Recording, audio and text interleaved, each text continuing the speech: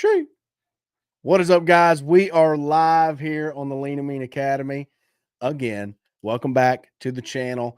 We're live in a few different places today, so wherever you are watching, I hope you're crushing it early 2024. It's April 3rd, and the season has kicked off, man. We are deep into spring right now, and if you're brand new in the game, saddle up, buckle in, get ready. Got a lot of veterans out there who are crushing. And so today's video, I want to talk to you a little bit about how AI content, meaning getting AI to write all of your content on your website, will ruin rankings in 2024. I got my best buddy, Chris Lonergan, on the line from Footbridge Media, and he's going to kind of fill us in on something called SGE and the new rollout for March from Google about how they are able to really figure out if your content's written by AI and some of the penalties that have been bestowed upon some of these guys who built complete sites with artificial intelligence. What's up? If you're in the chat, go ahead and give me a thumbs up on this video if you're digging the content. Kevin Hawthorne, what's up, Lakeland, Florida? Also, before we jump in, hey, look, if you're wanting to get a website, a pro team, the team that's been in the game since 2004, building contractor sites only. Okay, they don't build sites for the coffee shop. They don't build sites for the Strawberry Festival, for Miss America pageant. Okay, no, just contractors. Footbridge Media down in Pensacola, Florida. If you mention Lean and Mean, you will save $600 a year on your website build. I'll put the banner below. Go ahead and give that number a call, 888-818-7215. That will get you to Aaron O'Hanlon, not me. Okay, this guy's much more Irish than I am. Okay, it'll get you to Aaron O'Hanlon. He is the owner and operator over there at Footbridge Media, and he will talk to you about getting your website done. Chris Lonergan, what is up, dude? What's going on, Aaron?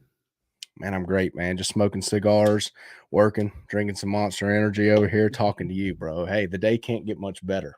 There you go. Elijah Gans, what's up in the chat? So, Chris, let's talk a little bit about AI. Let's start off with this thing called SGE. SGE, what is SGE and how does it affect us as contractors? So SGE is a recent Google invention. SGE is short for Search Generative Experience. Basically, it's a fancy way to say this is how AI on Google's part is going to interact with search engine results pages. So Bing, funny enough, actually kind of got the jump on them for this. They did this thing where you type in a query into Google and it will answer you based on AI and based on what the AI thinks is correct. Now, before, SGE was opt-in only. It was like a beta thing. They were testing it out. So you had to actively join up to try to get access to this thing. Now they're experimenting and pushing this thing out live in certain places to certain people. So you have no choice but to interact with, in some instances, you typing into Google search and you getting an AI answer back as the very first. Chris, I think your signal. The automated part of the AI because they're afraid that they may not be getting the right answer. And they aren't sometimes. It's AI, so there's always goofy stuff. But it's a new way that Google is taking up even more real estate on the search engine result page that you get after you type in a query. And that's kind of the scary part for contractors. It's one more thing Google's throwing in there, one more thing you have to try to rank for, if essentially you have to try to get into. So AI is officially here for the search results, is what you're saying. It's there. Yep. AI is going to be talking back. You type in a search to Google, AI is going to tell you the answer. Man, oh man. What do you think about that? Like, it's definitely not open source. I guess they can just rewrite history. Part of it is, so they used to have like the rich snippet thing, which was like their featured answer that they took from one website. Right. A lot of that has gone away, and they've turned it into, we're basically making on the fly, depending on the query, we're making a unique rich snippet based on not just one website, but on multiple sources. But the issue is that it can get it wrong. It's still AI. It's still learning and figuring this stuff out. It's the large language model thing where it's got all this data feeding into it. It's still wrong sometimes, and that's the scary part because now people are going to get these answers from Google, and it might have misinformation in it. and that's kind of causing a bit of a panic for searchers. If you're a college student, you're googling something for a report, and Google tells you this answer, and you put it in your report, it could be completely wrong, but Google said it, so no one's going to question it unless they are like us and they talk about AI stuff all the time, Right. and they know there might be a problem. So people who aren't aware, they're just going to accept it as truth. This is nuts, bro. Yeah. So does anyone even get the credit? Say AI, SGE is pulling from all of these websites, right? And giving you kind of an answer that it believes to be true. Does Google give points to the websites it pulls from? You Kind of. So know, it will occasionally throw in um, links to where it got its information from. It'll show like a carousel of 2 or 3 links, and you can click on a little down arrow. It'll show you where it got that information from, but not every time. Sometimes it synthesizes a bunch of information, then gives you the link, so you have to click and choose.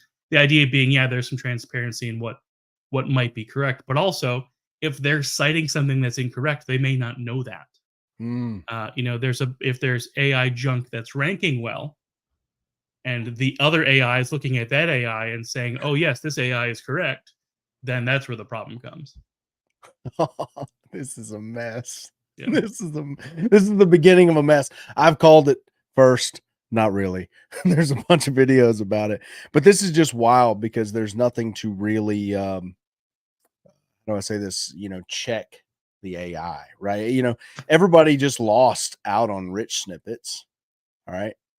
Everybody just lost. Like there was a lot of people getting a lot of traffic from rich snippets. And if this goes live and you're saying that it has its way of giving points, well, if I know Google, they're just all about Google, right? So they're going to pull your content if you're the best content, right? They're going to pull your content. AI is going to read against. It's going to, cross check from all these other areas, and your content could be featured in this SGE, but you don't get no SEO points Exactly. for the content. The point, Yeah. guys, of writing content, okay, has always been to give the user the quickest, concise answer to their query, right? And if they have a question and you answer it, that was the whole value of being an expert, is to bestow all of this expertise upon the world in the form of blogs and articles. And now, if Google's going to just do this and kind of distill what you've written to give to the person, how are they going to do rankings at this point? They got to figure out a point system, right? They got to figure out a way of, from what they pull from, these people down here should get more credibility if you want to read further into it, right? And that's, I think, part of what they're trying to do with those little thumbnails of credits. But it's still scary because it's still it, like you said, it's giving a synthesized answer. The one of the bigger criticisms of rich snippets was, I'm not going to get a click to my site anymore, Right. because they're going to get to that answer. They're going to read the answer. Now they don't need any more information. Right. The whole page I wrote a whole page about this. They summarized it in 15 words. That's now the answer. There's no reason for a user to read 1,000 words worth of blog to come to that answer themselves. Huh. So that's going to be the scary part. There's going to be that loss of traffic for sure. They're getting their answers You're getting the answers to the questions they don't need to read more. Very interesting. So how they figure out the, results 2 through 10 is going to be very interesting. Or they don't really have 10 at this point, but you know what I'm saying? It's all kind of one page now with Google. You just keep scrolling, right? But how they figure out those first page results based on what they pull from with the AI is going to be very interesting moving forward, because I think otherwise it's just a monopoly, right? Otherwise it's just like they could take up half the page with their SGE, and they just took all everybody else's content, made their own content, and give everybody the results, but then what would be the point? Man, this is hard. This is almost mind-blowing, the possibilities for me to understand. Now, shopping's probably not going to be as much effective because people are looking not for an answer, they're looking for a product, Mm-hmm. right? And to a point, for some pressure washers, for if there's a looking for someone's looking for a core service, SGE may not be triggered. It doesn't go for every single search. So more open-ended answers that it's looking for. But if it's pressure Right. washer near me, it's still going to show the map pack. But that's the concern: is what is that evolution going to be?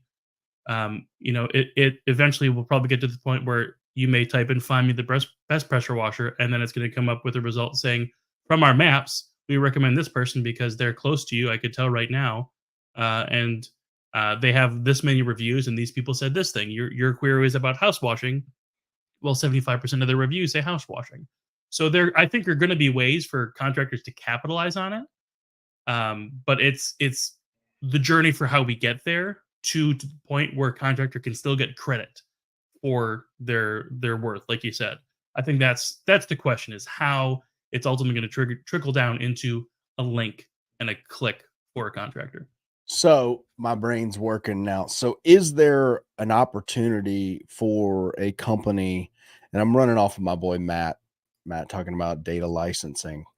Um, is there an opportunity for a company to scoop up, or how do I say this? Get these sites similar to a songwriting contract, right? Where you own that of which you've written, and they keep it in their data file and they cross reference Google, right? And saying, okay, now that's my client's data. So that's my client's data. Is there a way for some other company, an AI company, to track Google's AI and cross reference and say, look, you can't use that without blank? You know what I'm saying? Not that I've seen yet. The most interesting thing I've seen recently, kind of related to that, how these large language models work, is that Google actually pays Reddit for access to Reddit, which that's also a scary thought of Reddit powering AI generation. The Um, bowels of right. Reddit. So that's also so those are the folks getting money right now, the people who own that data for these large, huge subsets of data. As far as licensing for individual content, and there have been lawsuits already. There have been lawsuits from authors saying Google read my book because they answered in a question from my book and I didn't sell it to them. They don't Wow. have the rights to it. It's not a public thing. It's I sell that book. It's not published for free. There's a lot of craziness as far as who's going to own the rights to that content, because it's learning from somewhere. So will those folks be compensated? And with that, if they're not compensated, what what keeps another AI search engine company like quickly, right? Because Google was a damn long road because it was just Hmm. like the building of tech, right? And the building of what's called a search engine. Like, what the hell is that? Like a lot of new epiphanies came from the building of Google up to this point. But to me, with just Chat GPT alone, there's going to be another one and another one and another one. They got all these one words for all their little AIs now. Yep. Like, what's going to keep someone from just never using Google again if Google becomes that? Why not And just get something that's a black screen that just answers your question and you don't have to deal with all the bullshit? You know what I mean? Like, I think that's a thing. I've seen AI companies pop up that are trying to suggest themselves as a replacement for search engines. And I think that's also really early adopter right now. So I don't, it's not like, the average pressure washing or contractor target may not right, be doing that, but right. over time it's going to get increasingly more popular. Everyone's grandmother has an iPhone at this point. So at some point it's going to come full circle and it's going to be more popular to do that as search. That's why Google's doing this SGE search right now, because they're trying to get ahead of, okay, you just want a simple answer. You want Right. 30 words to answer your query. Here you go. And You what can have it keeps this way. an AI company, some open source guy company who wants to knock off Google, basically just going and figuring out like how to crawl in Reddit's entire platform, just like send a bot to crawl it all, absorb all the information from wherever you want, upload it into the AI, and now you've created basically what Google's trying to do. Like, Yeah, it I think seems like you can move a lot faster to this point than you ever could before. I think the scale of it's always going to be the question. You know, the Googles of the world and the Amazons of the world, they always will have the easiest access to largest quantities of data because they could pay for it or they could crawl it themselves. Versus, you know, there are big crawl rate limits, and you can get IPs blacklisted. There'd be a lot more behind the scenes for figuring out how to do it nefariously at the scale that you would need to generate, you know, the huge amount of data you need for a large language, you know, the large part of the large language model. This is crazy. Yeah, it's This nutty. so that's you've explained SGE. That's crazy and amazing at the same time. Um, let's talk about AI. You know, Google just rolled out an update in March, and I got it from Neil Patel. For you guys who, if you know, Neil Patel is like an SEO dude. He's pretty entertaining. He's an Indian guy, really thin. He wears a black jacket to make him seem like he has an edge, but he doesn't. Um, but I like Neil. But he sent me an email this morning about AI and about guys just generating content with AI and how Google's onto that now. And it's going, your rankings, if it's completely done with AI, your rankings will tank. Talk about that. Because I think this is really pertinent for these guys who are leaning on, they found Chat GPT, Chris, and they're wanting to generate pressure washing content to get viewers to their site, right? They're trying to get some traffic. What are the repercussions of this lackadaisical maneuver? So yeah, this is part of, like you said, rolled out in most basically over the most of the month of March. It's an extenuation of the helpful content update from a couple of years ago.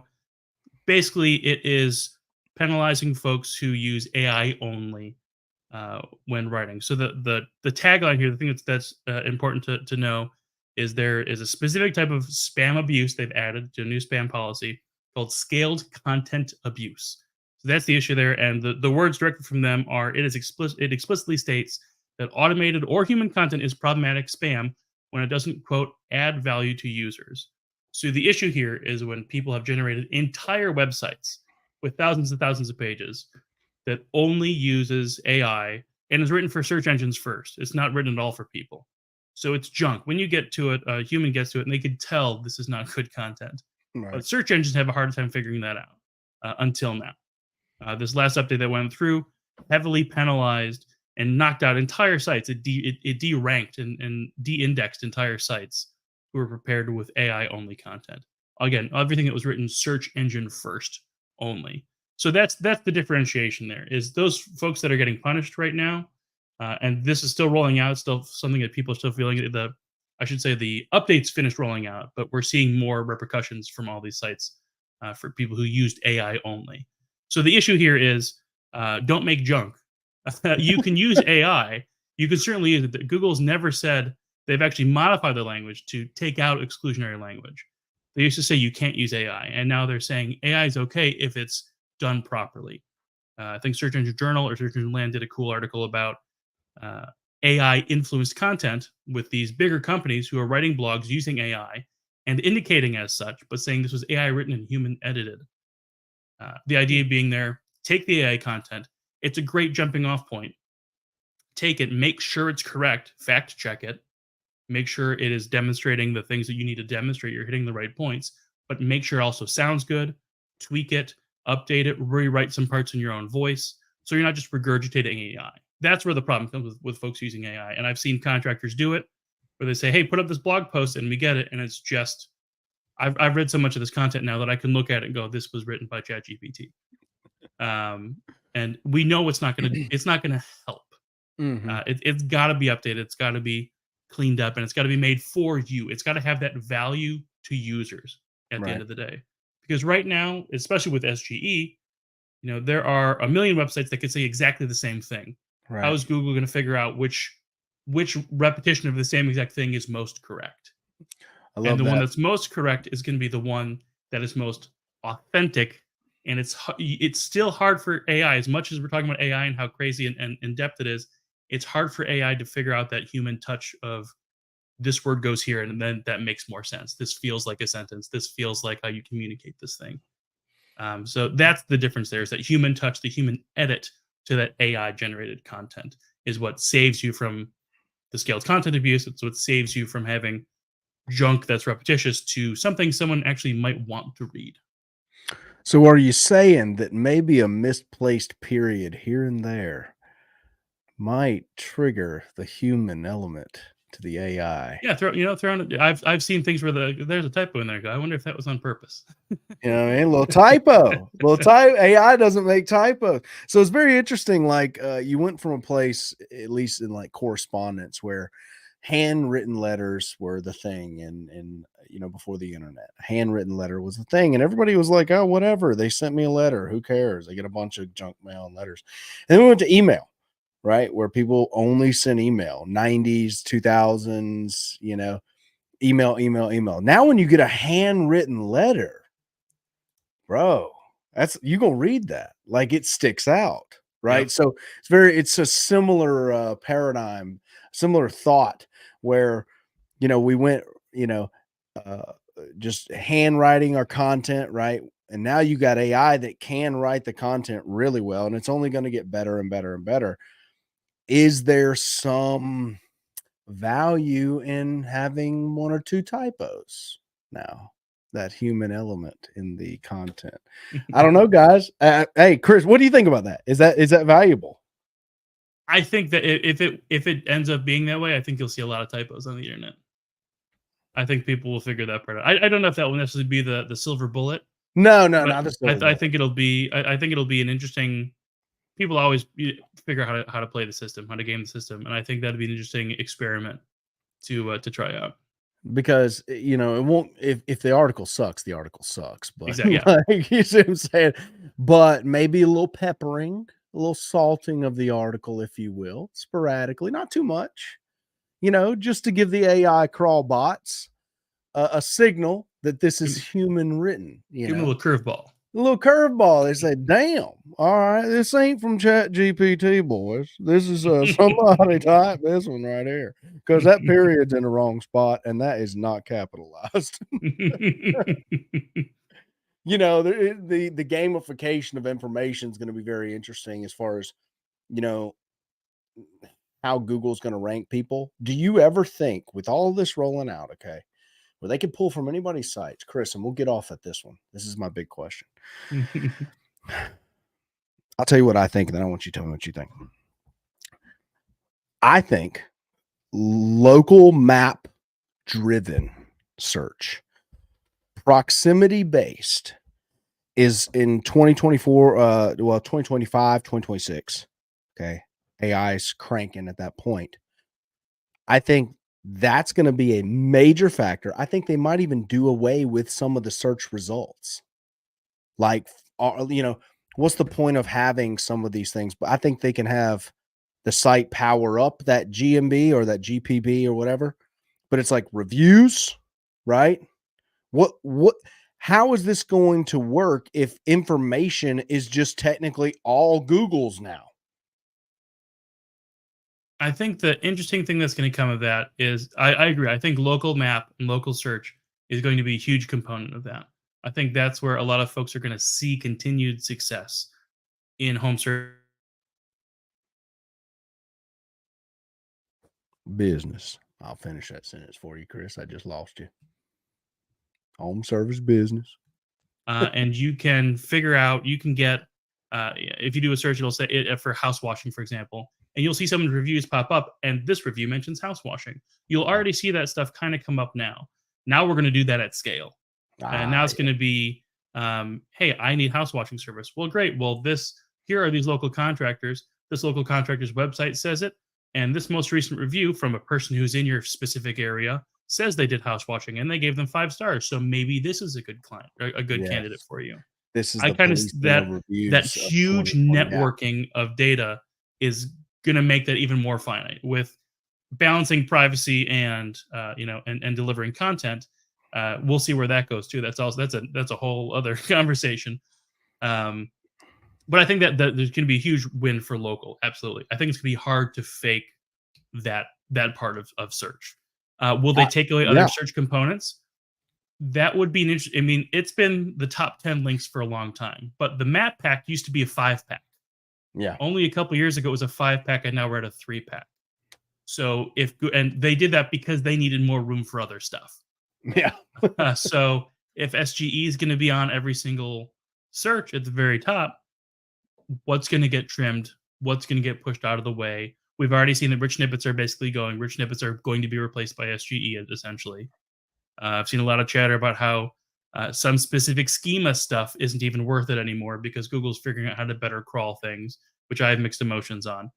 Um, but yeah, I think that where they're going to cut so they could further push SGE, that'll be interesting to see.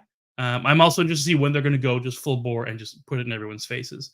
Because Google just recently got a bunch of flack for their image generation for AI. They rolled out this huge thing, released it public, and then all of a sudden they went, "Oh, you know what? We kind of messed it up," and they had to pull it all away. Didn't they So have are we going like, to see that with SGE? What's the thing that's going to come out? They're going to get some terrible wrong information, some wrong medical information. Someone's going to die, and then yeah, SGE gets pulled away for a couple months while they fix it. So right. Didn't they have like black Nazis? it was something about historical accuracy. Yeah, like they were trying to be like it asked for a picture of white people, and I was like, no, we're not going to do that, or something like that. It was something where like it was Google was trying to protect cultural sensitivities, but really was being incredibly inaccurate Oh for whatever wow, I'll be the damned. yeah. That's weird. So like they went too far the other way, and it wasn't making content at all. The whole like woke department got like a good lashing. Like, you're supposed to be woke, but not that woke because that's Too much. Back it off. too much. Twist the settings dial, down. dial it back to an 8 on the Yeah. woke. Yeah. All right. So here's my last question. Every time we talk, I get more ideas. So with the reviews, okay, because I think this is a glaring social proof that Google will never be able to run from as far as ranking and content. I think it's going to be with their um, sticklerism in 2020 on reviews and deleting even real reviews, fake reviews, just purge. Okay. That means something's coming. And it also, when Google makes something hard, guys, listen, when Google makes something hard, that means they're going to make it a ranking factor. Okay. Plain and simple. If it's hard to do and you're having problems with it, it becomes much more of a ranking factor than it used to be, right? Naturally. Anything that's easy probably isn't that much of a ranking factor. You see what I'm saying? So with them doing that, now coming up and say they start taking up for local service, they start taking up half the page with uh, GBP or GPB, Google Business Profiles, right? Do you think they'll have a points driven system for reviews left?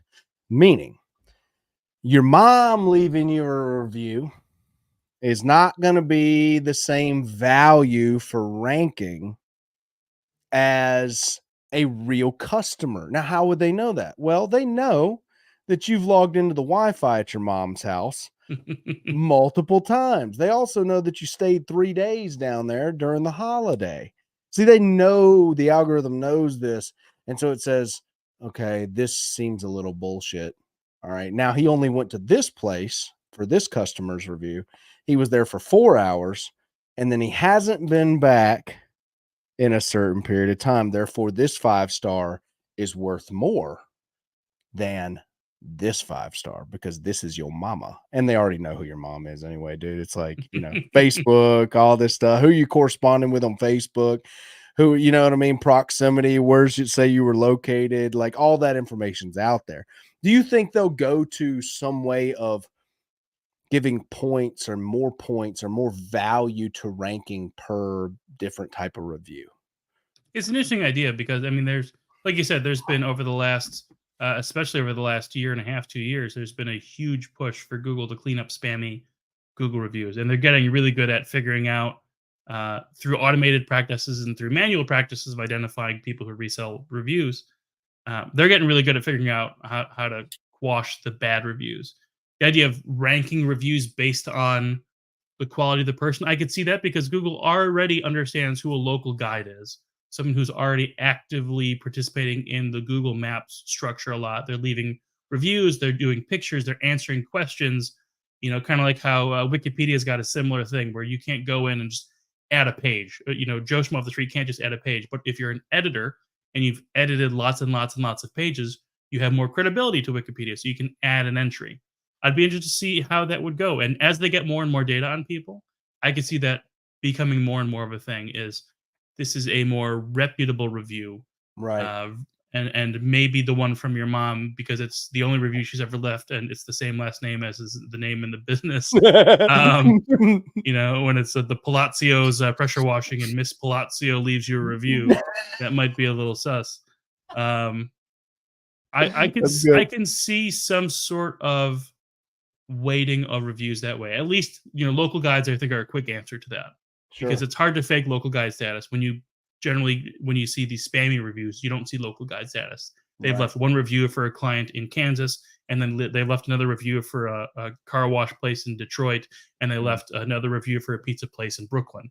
Right. It's this weird disconnected thing. So as Google understands people's review activity Mm. on a bigger scale, I could certainly see better weight for something like that for location awareness of the reviews. It'd be an interesting thing if someone was to assemble a paid situation for local guides, some incentive, to actually be doing the shit, frankly, because I don't know why the hell you want to be a local guide. Do they get any money for that? They get random, sometimes random merch or like random early access to stuff.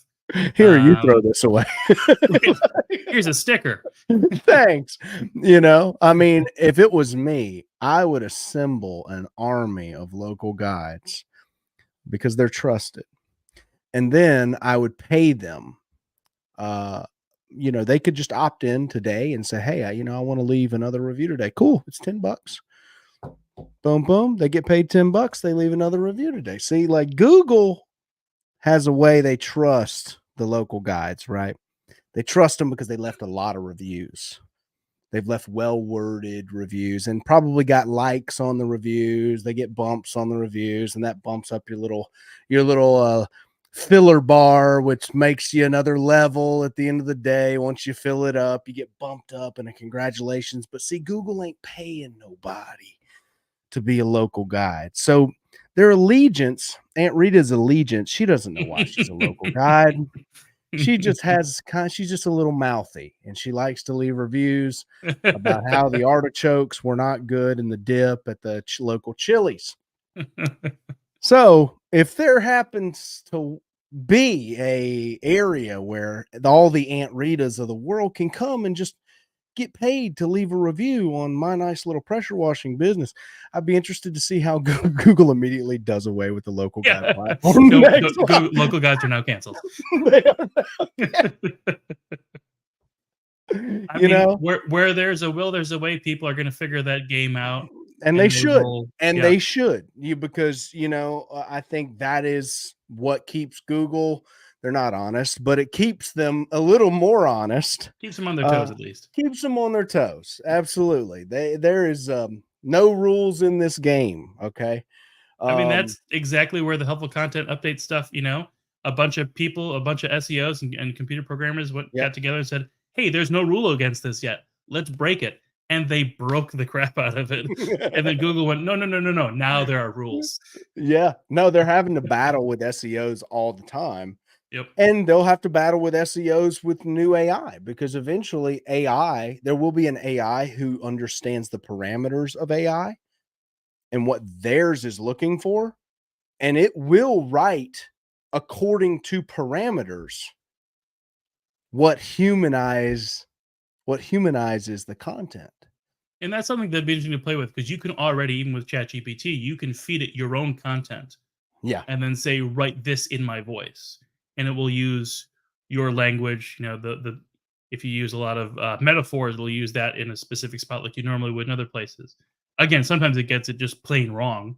I've Right. experimented with that, and it just rewrites my first blog that I fed it as an example for it. Just changed the headline. Right. So it again, long way coming, but like you said, that's just a matter of time It's as just a these matter of systems get time. bigger and better. This is going to be interesting. Oh yeah. Very interesting, because what keeps a sleeper cell in Google from feeding open source its parameters, and in 4 seconds on a USB drive, all those parameters are now out to the AI, because it's not really, it used to be hard to duplicate Google, right? Now AI can write Python code that works like quick. All Yeah. right. You used to have talent and skill and years to do some of these things. It's gonna be interesting. It's gonna be interesting It's a how crazy this time battle of ranking on search, because it's always been a battle, but it's been a slow battle. I think the battle's going to speed up. A lot oh of yeah. flamethrowers are gonna start. Yeah. Yeah. We were out there with bayonets and rifles. Now we're out there with, Woo. AKs. So That's right. That's right. Chris, thanks for coming on today, man. This has been a great call about how AI content is going to be very interesting this year. So guys, don't write all of your content with Chat GPT. Don't, you can use Chat GPT to help you, but there's been a lot of guys on YouTube who I've seen who write a ton of content and they rank with Chat GPT, and they're about to get slammed if they're writing all of that content with AI. There has to be some human element, at least in April of 2024. There has to be. So if you want to get your website done, guys, they are the best in the game. I've had them. My brother has them. A ton of guys in the inner circle use Footbridge Media. Down in Pensacola, Florida, give them a call, 888-818-7215, and save $600 a year off of your website build. Mention Lean and Mean, and that'll happen. I'll see you guys in the next video.